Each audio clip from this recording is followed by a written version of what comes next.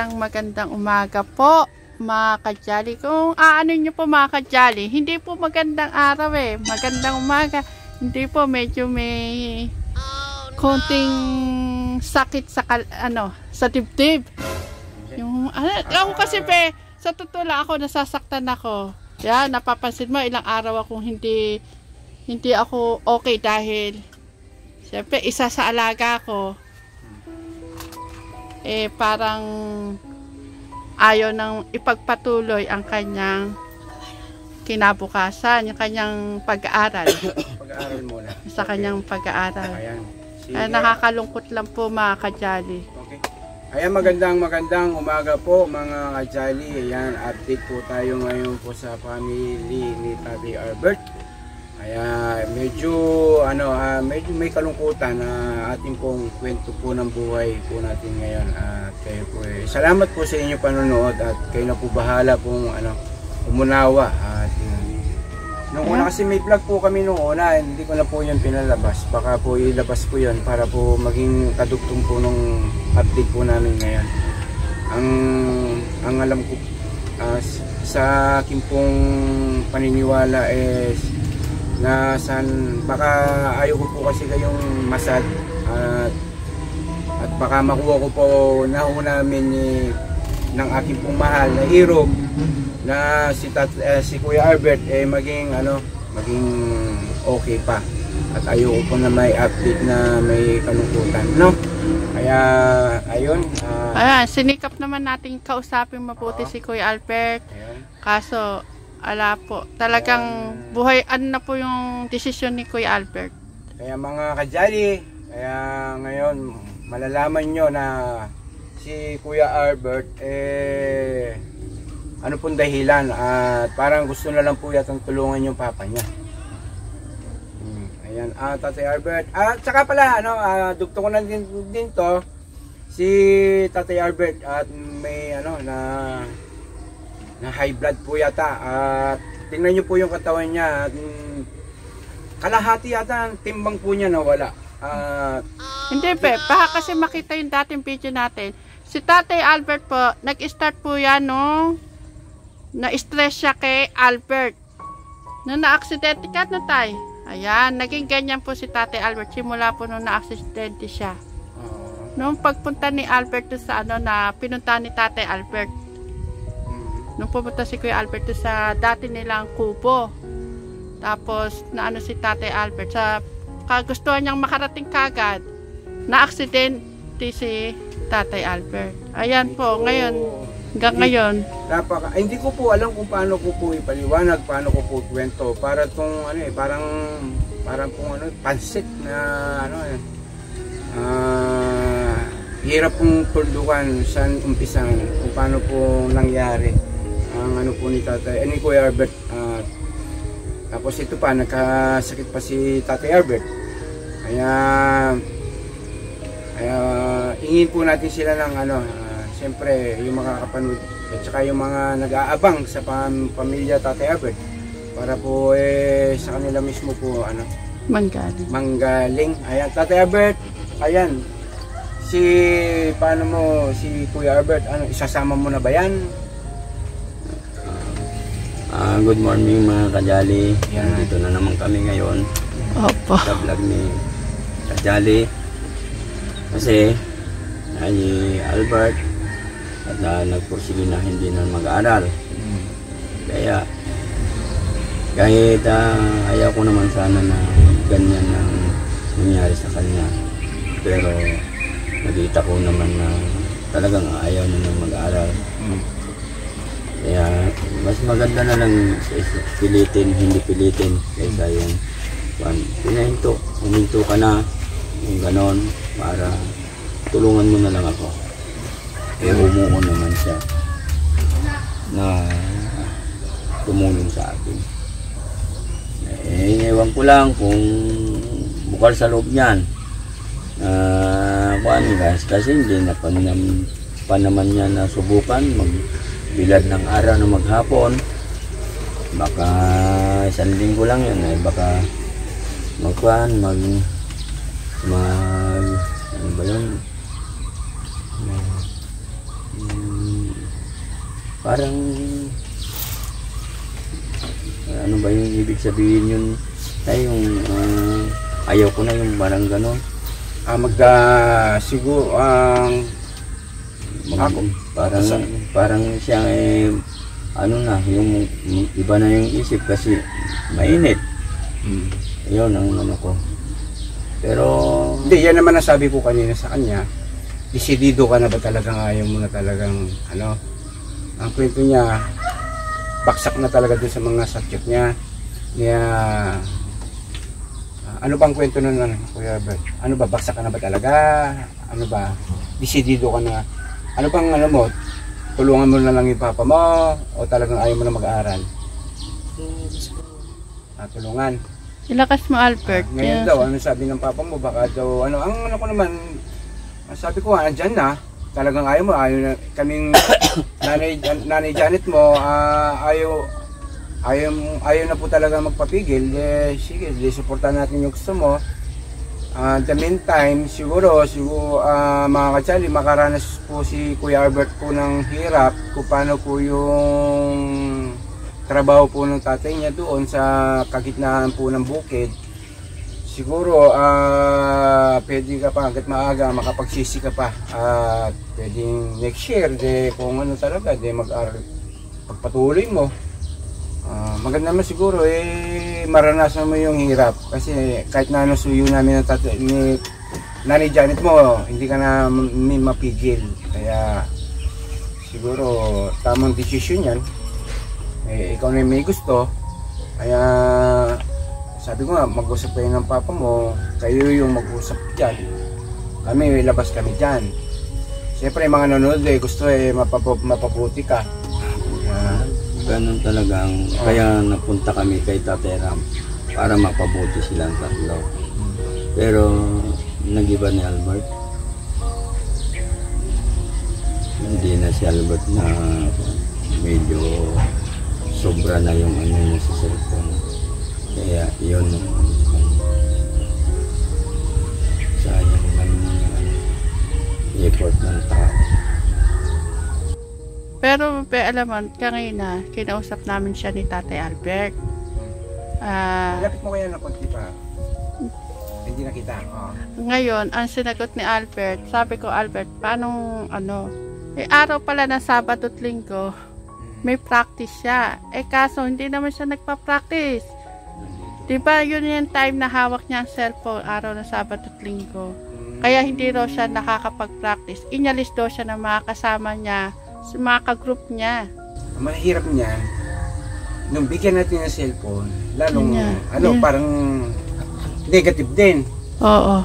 Nung walang cellphone, negative. Nung may cellphone, parang lalong naging negative.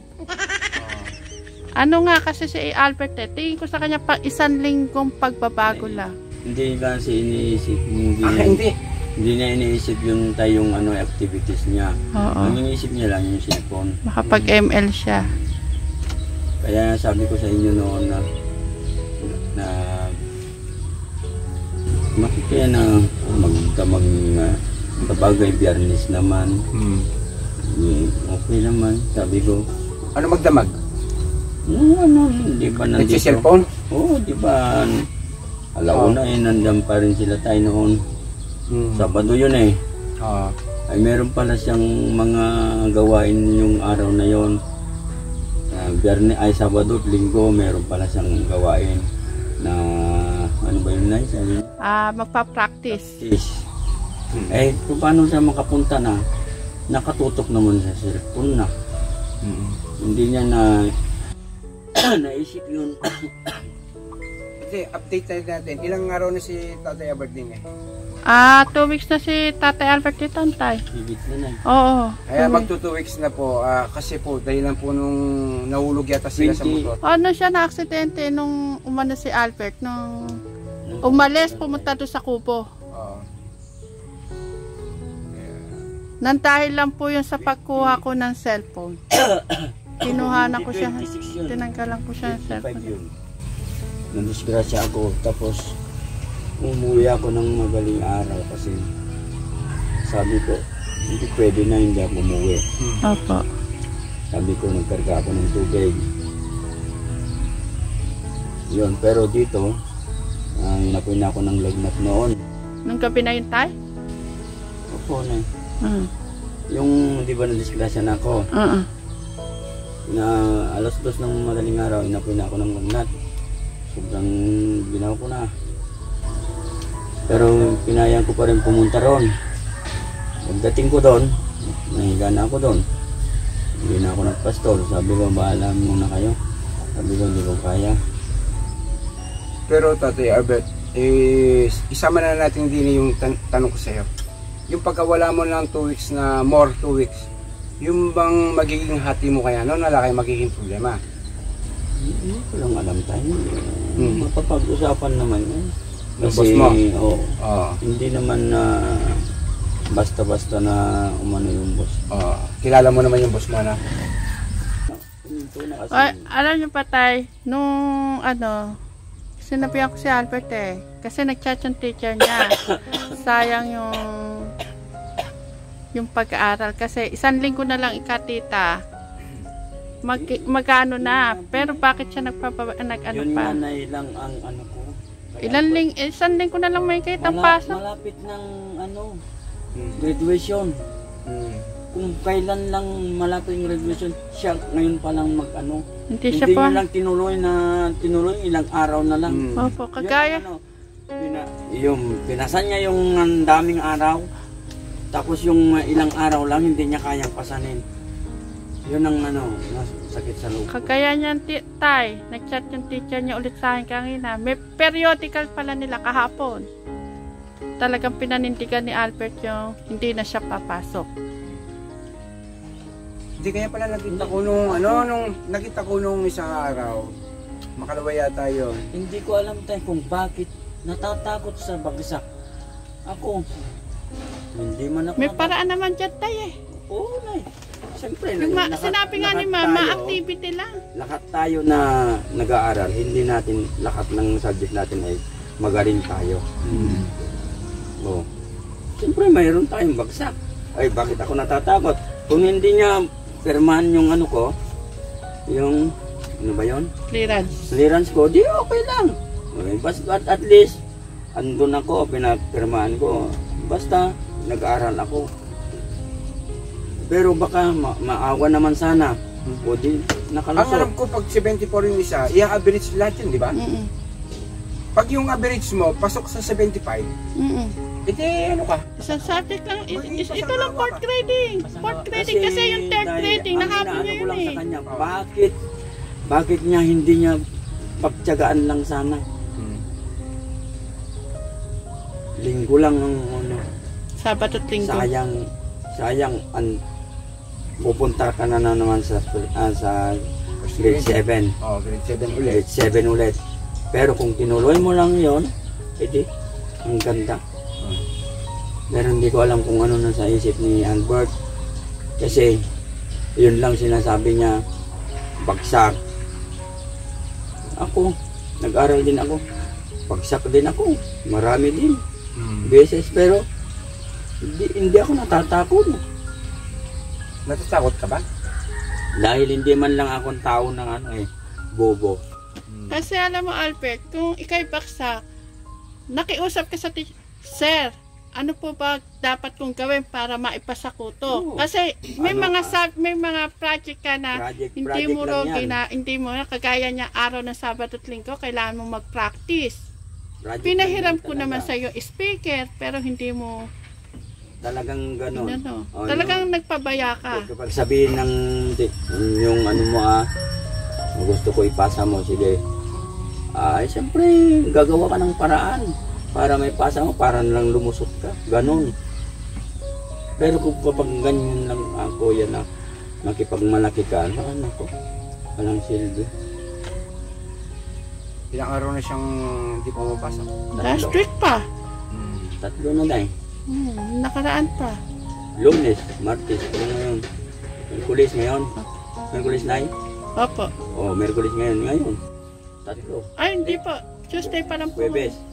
Tuesday. Huwebes na. Nag-start po hindi pumasok si Albert. Martes ngayon? Kasi nung umalis ka, kayo, may pasok kayo nun eh. Nung umalis po kayo tayo. Wala po kami Pasko. Half day lang po kasi. Half day lang kayo nun. Kasi Lunes, sabi ko, bakit hindi ka pumasok? Sabi mo ni sir na, hindi daw ako papasok. Kahit pumasok ka, hindi ka, kahit yung papas, hindi ka, wala daw pag ano mo, grades mo, kahit mag-ano ka, sabi ko. Basta sinabi ni Sir Romel, huwag ka nang ano sa akin, talagang hindi ka na ano yan, sinabi niya sa'yo. Ilakas mo, Albert, para mismo sa bibig mo manggaling. Hindi na rin daw po ang bapasa. Tapos di niya daw po ako bibigyan periodical test. Hindi pwede yun. Hindi, yun na po yung periodical test po, yung sinunod festival. Hindi, ngayon pala, start. Kahapon.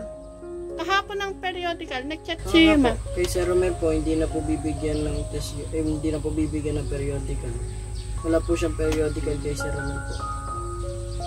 Yung periodical lang po yung sinunod festival. Fourth grading na ba yan? Fourth grading.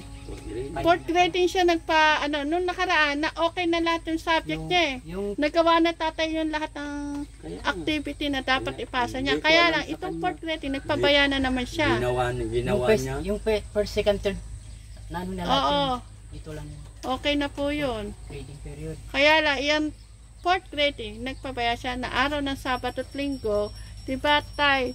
Alam mo naman, Sabado, pinapahawak yung cellphone. Pero kung may activity ka, hindi pwede hawak mo cellphone. Hindi namin alam kasi tayo eh. Hindi nagsasabi. Paano namin kukunin sa kanya araw ng Sabado na cellphone?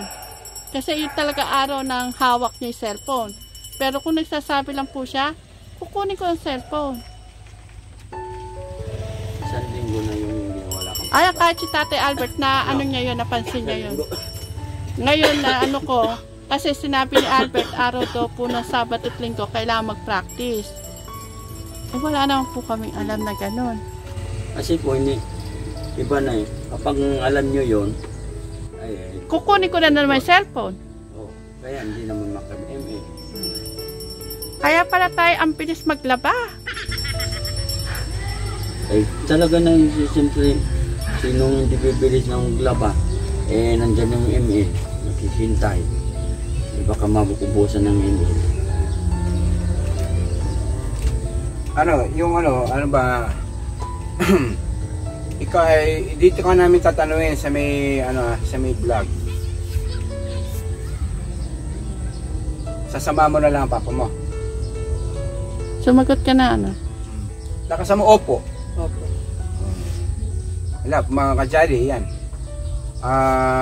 Buong-buo na po loob po ni Kuya Albert na stop muna po siya sa pag-aaral at tulungan muna yung tatay niya.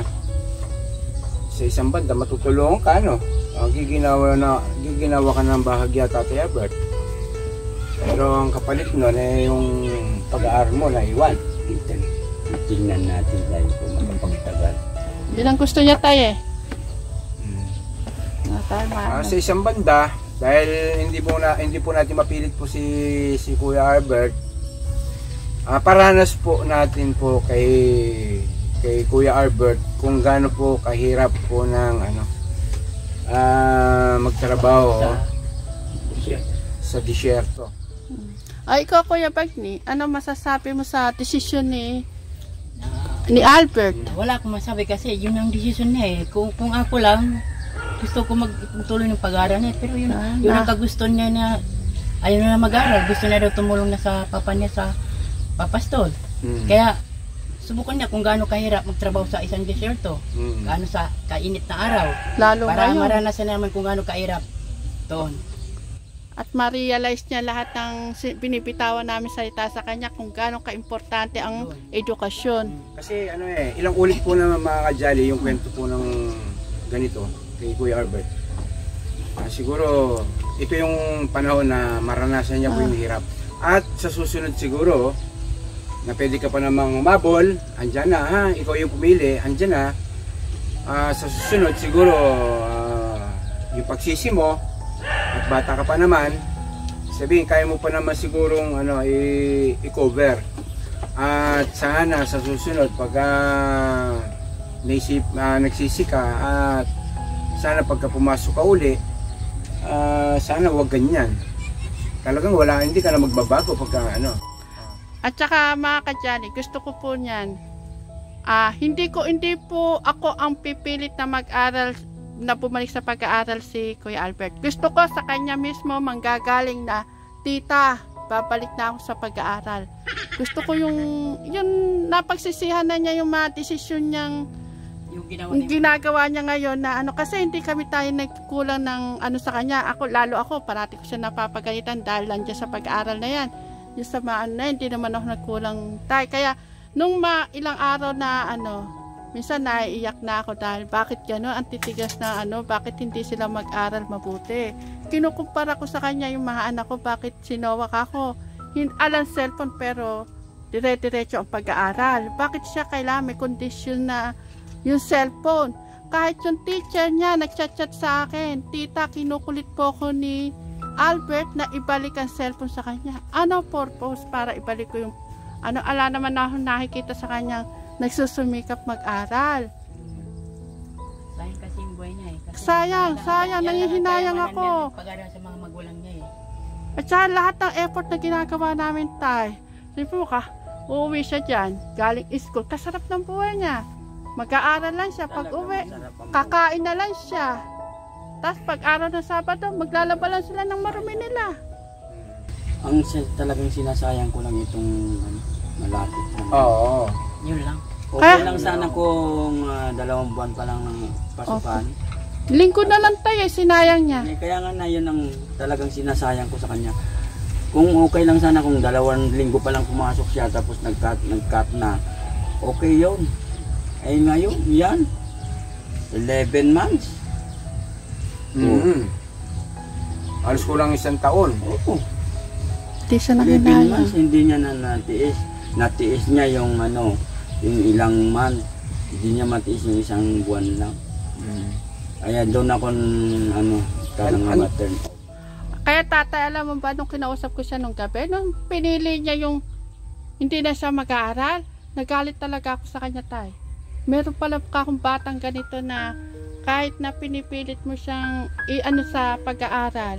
Sabi ko, parati ko siya sa kanya, mangarap ka. Hindi pwede yung ganyan lang magiging buhay mo. Kasi sa ngayon kasi tay, kung hindi ka makakatapos ng grade 12, hindi ka makakahanap ng trabaho.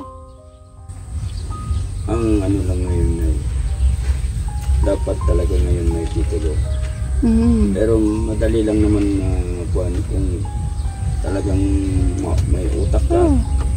Marami naman na mga school na lakuran TESDA. Pwede naman yun kung Tsaka naman tayo, andito naman kami, hintayin namin siya kung talagang magbabago na siya. kalidad yung nila. Pero nakita ko kay Albert, hindi ko alam, takot yata sa Baksak. sa pag-aaral.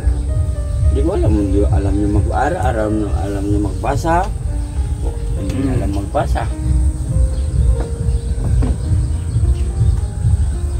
Ako nun second year ko, hindi ko pa alam bumasa na diretso, lalo sa English. Basta English na, tago na ako. Importante naman dyan, tatay, kasi porsigido ka sa pag-aaral. Na tignan nyo lang, nakakayanan ko naman noon. Kahit sabi nila, bagsak ka na, sabi, sige, sabi ko naman, walang problema ng bagsak-bagsak. sana yung tatay ang nakuha ni Albert sa'yo. 75 lang, okay na. Ganun, pasagawa na yun. Hindi ka wala kang pag-subject. Yung ginagawa ko lang sa share ko noon, pag yung concept, ganito, magpasa kang ganito. Kuha ko ng pera doon sa bahay. Parang ako bibili ako. Bigay ko. Ako bagsak ako sa English. Paano ba, tol? Sige, bigyan kita ng project. Ganun lang naman tayo eh. Gagawa ka talaga ng... Yung binili ko ang sign pen. Tsaka ikaw mismo ang magtatanong sa teacher kung ano ba yung paraan para maipasa mo yung subject na yun. Kay Sir Mel lang mga Project lang mga naman activity lang yung kanya na yun eh.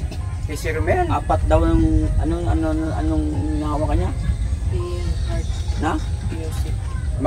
Mga art lang, wala, hindi naman ano yun, kasama sa ano mo yan, pangarap sa buhay mo yung mga ano yun, mga activity lang yung kay Sir Mel eh. Mapel, di ba? Oo, wala eh. Physical lang yan eh. Musical na, mga ano lang yun eh. Alam mo, kung Humingi ka lang ng... ang tao ay talagang may fighting spirit. Ba, pwede. Si Albert, gusto niya talaga magpasto ng itik. At sige, wala na tayong magawa. Yun ang gusto. Kahit anong kwan ni Tatay Kajali na siya ay kuhaan ng yung special na test, ayaw pa rin. Magpastol pa rin ng itik.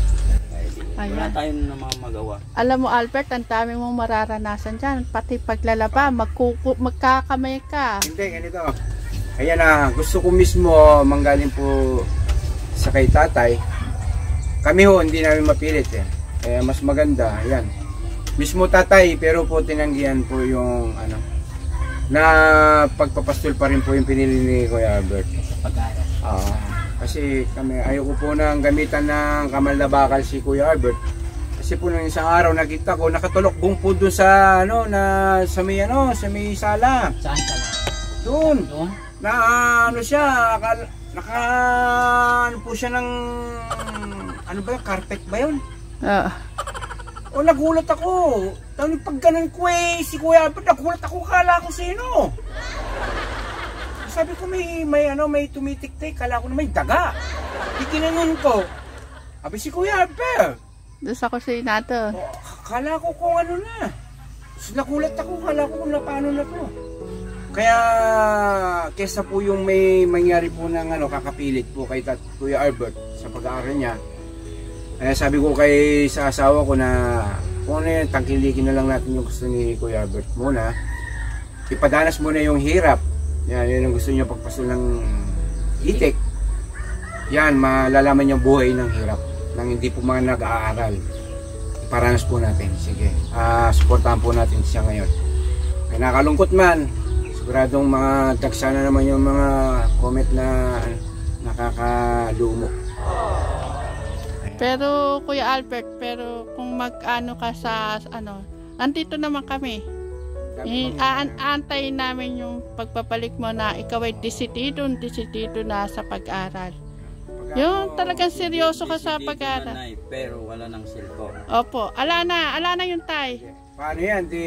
Sulat-sulat ka na lang ha, mamimiss ka Ganun namin. na yung ganun na magiging tayo. Pero iintay pa namin yung kanyang pagbabago. Kung siya babalik sa pag-aaral.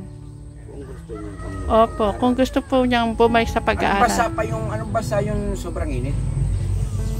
Sa Dubai? Dubai? Dubai ba Ayan, mga kajali, pupunta muna po siya ng Dubai, si Sa Kuya Albert, desierto. at magpapasun muna po ng itik doon. Kaya kami po lubos na malulungkot, Kuya Albert. Sana maalala mo kami sulatan. Kasi hintayin namin yung balik mo sa yung pagsubok na tinanga ngayong pinili mo. Kaya mamimiss ka namin. Sulatan mo kami ha. Sumulat ka talaga ha. At kay paulog mo lang sa LBC. Oo. Yan. Desierto yung pupunta niya. Pupunta sa desierto kasama mga itik. Marami ka nang doon kasama. Yun ang maganda pag umaga. Sige, kumain na kayo. Tara, ipapastol ko na kayo, kumain na kayo. Diyan ka mag-umpisa. Your life is begin again in Desierto. Nandiyan pa naman sila Tumutulong sa'yo na mag-aaral ka. Pero hindi ka naman nag-aaral. Tay, sabi ko nga, hindi kung kailang meron na nagpapastol ng camping. Ala na siyang iniintindi. Kasi yung mga bibe, kumakain na dyan sa mata mo, yung mga bulaklak, kinakain ng bibe. Ayan, binigay namin yung yung mga kajali, binigay po namin yung sabi po ng teacher, kailangan niya ng cellphone, kaya binigay po namin yung cellphone. Kaya ang nakasama, ayan, cellphone na naman. Kaya alam na po kaming alam na gawin kay Kuya Albert. Kaya siguro ito na yung takdang panahon na naparanas talaga sa kanya po yung magpastol ng itik na siya naman may gusto. Siguro kung sa susunod magbago isip mo next year, kuna mo ng pag-ugutan mo yung kung ano yung hirap ng naranasan mo. Ilang buwan lang. Kasi hindi siya nakaranas ng Ilang buwan lang pasukan na naman eh. 2 months lang tay. Kaya nga na eh. Pero siya hindi na 2 months kasi April, May, June. 3 buwan siya nakahinga. Pero kung gusto niya mag-aral, sigurado ko niya ayaw ko na yung pagkatapos ng malapit na ng graduation na Ayan na naman. Ay kalukuhan yan. Kailangan nasa puso mo yung pag-aaral, Albert. Iba yung may diskarte at saka yung nakapagtapos. Diba? At saka darating din ng araw na si Albert magkakapamilya din yan. Yung inaano ng tatay mo ngayon, sana hindi mo maano sa magiging anak mo noon. Pag nagkapamilya ka. Kung ano yung sinasabi ng tatay mo sa'yo, yan din ang sasabihin sa mga anak mo. Walang magulang kasi na ayaw mag-aral ang anak. Alang may gusto. Gusto namin lahat makatapos kayo. Kaya sa mga nanonood po ng mga kajali, yung may mga estudyante, yan, alam po may mga nanonood na mga young age po sa channel po natin. Kaya wag niyo pong makinig po kayo sa mga magulang niyo. At habang yung pagkakataon, huwag niyo pong sayangin yung mga gano'n kayo sinusuporta ng mga magulang nyo, at tanawin nyo ng utang na loob yan dahil kasi yan lang magiging pamana ng mga magulang nyo sa inyo. Kaya yan, mag-aral lang na mag-aral kasi kayo makikinabang yan. Yan mga kajali, siguro paalam na kayo. Pasensya na po kayo mga kajali. Medyo sadman kasi para po malaman nyo po kung ano po yung naging desisyon ni Tatay Albert, ni Kuya Albert. Ayan. Hintuin muna po, tulungan na muna daw yung tatay niya sa pagpastol ng itik. Kaya hanggang dito na lang mga kajali. I love you, Mama Chup Chup.